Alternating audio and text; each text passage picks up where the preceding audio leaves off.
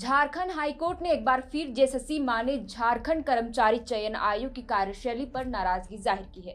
अदालत के एक बेंच ने बीते सोमवार को प्रसिद्ध अर्थशास्त्री जयाद्रेज की ओर से दायर जनहित याचिका पर सुनवाई की। खंडपीठ ने आयोग की ओर से रखे गए पक्ष को सुनने के बाद मौखिक रूप से कहा कि आयोग अपारदर्शी है, पारदर्शिता नहीं है। इसके अलावा शिक्षक नियुक्ति प्रक्रिया की प्रगति रिपोर्ट पर असंतोष व्यक्त किया है। इस बेंच में मुख्य न्यायाधीश एमएस रामचंद्र राव और न्यायमूर्ति राजेश शंकर शामिल है। मामले की सुनवाई करते हुए कोर्ट ने कहा कि जेएसएससी तय शेड्यूल के मुताबिक काम नहीं कर रहा है। इसके अलावा अदालत ने आयोग को स्पष्ट निर्देश दिया कि एक निश्चित समय सीमा के अंदर एफिडेविट दायर कर प्रगति की जानकारी दे।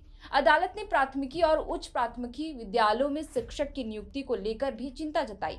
प्रारंभिक विद्यालय प्रशिक्षित सहायक आचार्य संयुक्त प्रतियोगिता परीक्षा की प्रगति को लेकर दाखिल रिपोर्ट से कोर्ट संतुष्ट नहीं हुआ। अदालत ने कहा कि आयोग की ओर से पहले 26,000 पदों पर नियुक्ति की प्रक्रिया पूरी करने की समय सीमा मांगी गई थी, लेकिन अब तक उस दिशा में ठोस कदम नहीं उठाए गए हैं। बता दें कि झारखंड में 26,001 सहायक आचार्य की नियुक्ति के लिए परीक्षा 12 जून 2024 से शुरू हुई थी। पहले इंटर प्रशिक्षित सहायक आचार्य पद के लिए परीक्षाएं शुरू हुई थी, जबकि स्नातक प्रशिक्षित सहायक आचार्य के लिए परीक्षा 23 जून से शुरू हुई थी। इससे पहले सिर्फ हिंदी पेपर की परीक्षा अप्रैल 2024 के अंतिम सप्ताह में और मई के प्रारंभिक सप्ताह में हुई थी। वहीं सहायक आचार्य के विभिन्न विषयों की रद्द परीक्षाएं 28 मई को आयोजित की गई थी। पंचपरगनिया, कुरमाली और उर्दू विषय की परीक्षा रद्द की गई थी। पेपर की पुनर्परीक्षा रांची के विभिन्न परीक्षा केंद्रों पर आयोजित की गई थी।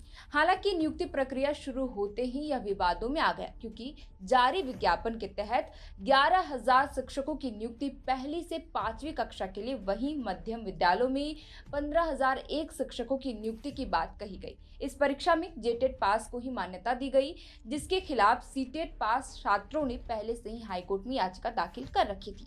सुनवाई पूरी होने के बाद फैसला सुरक्षित रख लिया गया। इन सबों के बीच आवेदन की प्रक्रिया समाप्त होने के बाद कोर्ट ने फैसला सुनाते हुए राज्य के वैसे छात्रों को इस परीक्षा में शामिल करने को कहा जो या तो सीटेट पास है या दूसरे राज्य के शिक्षक पात्रता परीक्षा पास की है।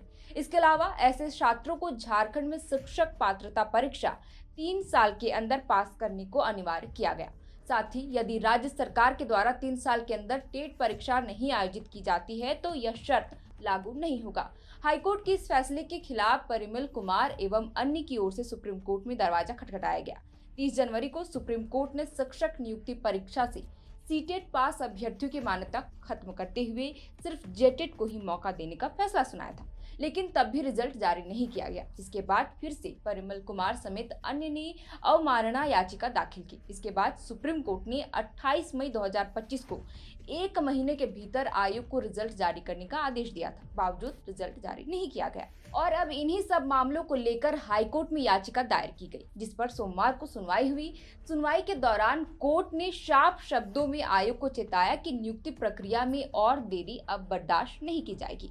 मामले की अगली सुनवाई 2 जुलाई यानी आज होनी है। देखना दिलचस्प होगा कि आयोग की ओर से क्या जवाब अदालत को दिया जाता है, क्योंकि अदालत ने आयोग से पूछा है कि नियुक्तियों में हो रही देरी का असली वजह क्या है और क्यों हर बार नई समय सीमा देने के बावजूद प्रक्रिया पूरी नहीं हो पा रही है।